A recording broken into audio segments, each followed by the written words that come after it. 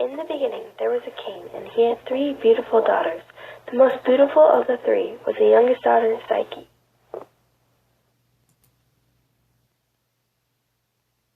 OMG, I hate her so much. Yeah, me too. She was so beautiful that people began to stop worshipping Venus, the goddess of love and beauty.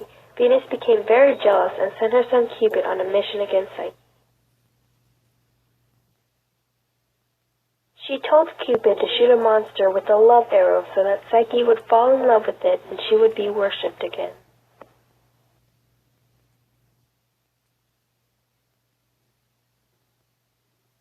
However, Cupid saw how beautiful Psyche was and was so captivated that he accidentally pierced himself with the arrow.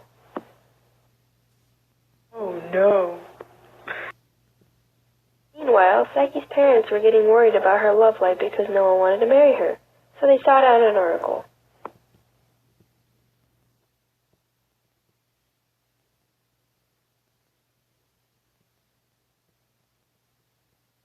Psyche will be married to a monster whom man nor God can resist. He is waiting for you at the top of a mountain. Take me to the mountain. It looks like a funeral here. I wonder if inside is any better.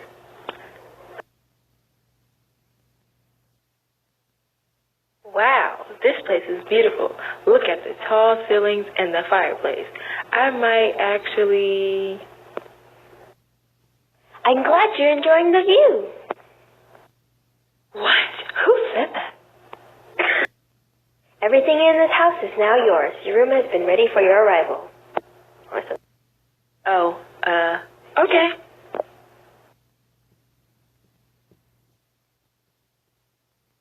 One hour later. When Psyche walked into the dining room, a table magically appeared full of mouth-watering delights with music from invisible players. Psyche had yet to see her husband, who only came out in the darkness of the night and always questioned about her ability to see him. Her husband would reply, Have you doubt my love for you? he just wanted Psyche to love him as if he were any other god. Will you allow my sisters to come visit me? I'm not sure if that's a good idea. This will surely end in a tragedy.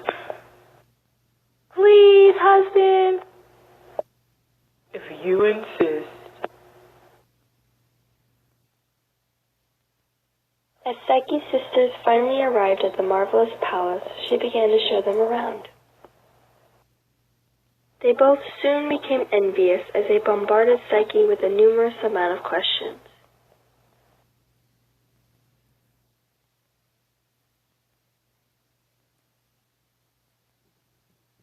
He is a beautiful youth who generally spends the daytime hunting in the mountains. So, tell us about your husband. What is he like? Wait, you haven't seen him? When the sisters found out that Psyche hadn't seen her husband before, they became suspicious.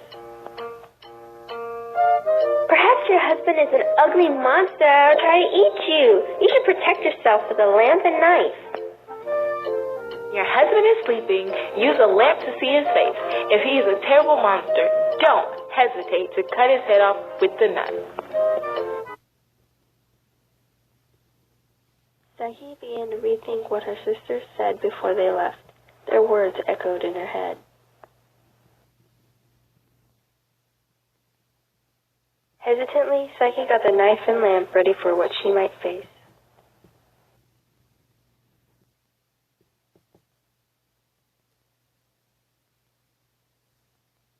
That night, when her husband was asleep, Psyche took the lamp out to finally get the first glance at her husband.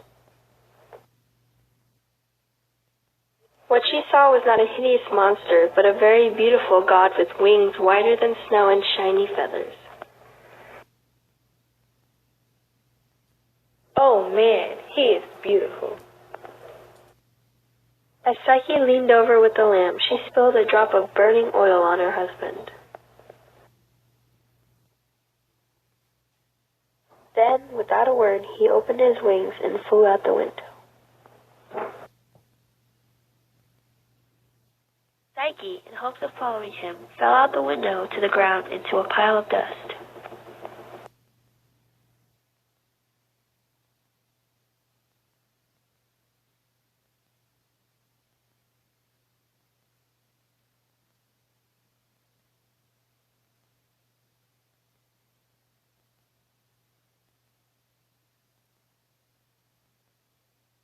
Cupid stopped in his flight for an instant as he saw Psyche laying in a pile of dust.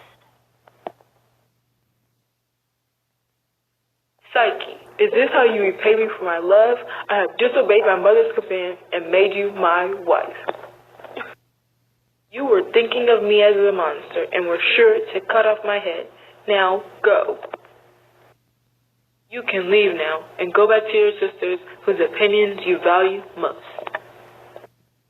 I shall leave you forever. Our love cannot stand suspicion.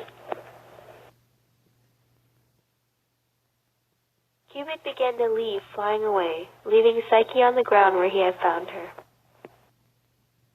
When Psyche came to her senses, she looked around and she hadn't seen the beautiful garden that she once had. The palace and the garden had vanished. She found herself in an open field not far from the city her sisters lived in. She told her sisters her sad story. They secretly rejoiced. Now he may choose one of us, the sisters thought. Her sisters went up the mountain to see if they could have Psyche's husband for themselves.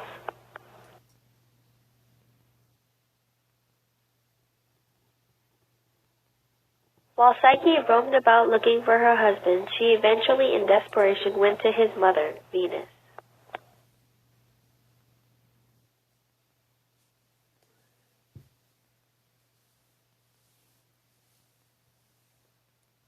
Venus, will you please forgive me? I am so sorry for the things that I have done. My son Cupid is still trying to recover from the oil burn that you have given him.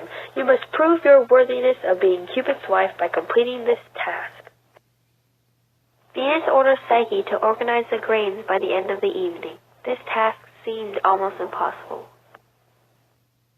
In order to help Psyche finish the task, Cupid inspires a colony of ants to help her.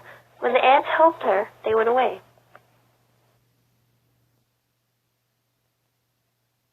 Venus, however, didn't think that Psyche fairly completed the task.